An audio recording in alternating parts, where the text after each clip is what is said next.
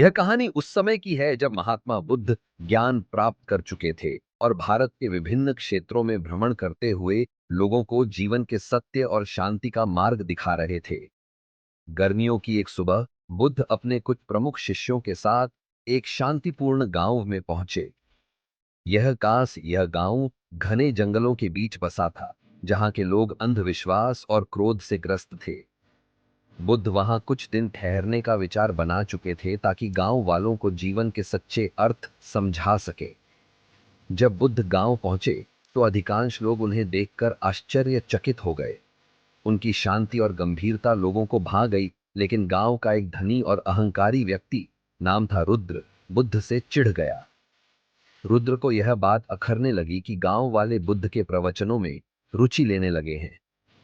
एक दिन वह बुद्ध के पास आया और गुस्से में भरे शब्दों में उनका अपमान करने लगा। बुद्ध शांत रहे। न उन्होंने रुद्र की ओर देखा, न कुछ उत्तर दिया।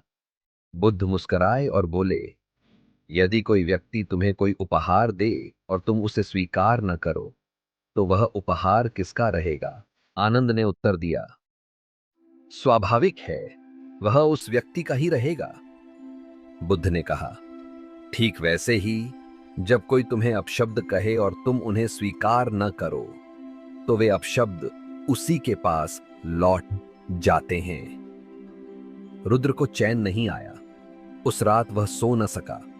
अगली सुबह वह फिर बुद्ध के पास आया, इस बार शांत और लज्जित होकर। उसने कहा, भगवान, मैं कल बहुत क्रोधित था। आप मेरा अपमान सहते रहे, लेकिन आपने मुझे कुछ नहीं कहा। क्यों? बुद्ध बोले, क्योंकि मैं जानता था कि तुम अज्ञान के वश में हो। रुद्र की आंखों से आंसू निकल पड़े। उसने बुद्ध से क्षमा मांगी। रुद्र का परिवर्तन पूरे गांव में चर्चा का विषय बन गया। बुद्ध ने उन्हें सिखाया, क्रोध आग है जो पहले खुद को जलाता है। मौन में समाधान है, शब्दों में नहीं।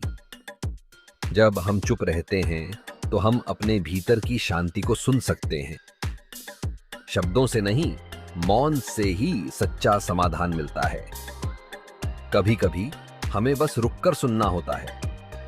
मौन हमें वह सिखाता है जो शब्द नहीं सिखा सकते। तो अगली बार जब आप उलझन में हो, मौन को अपनाएं।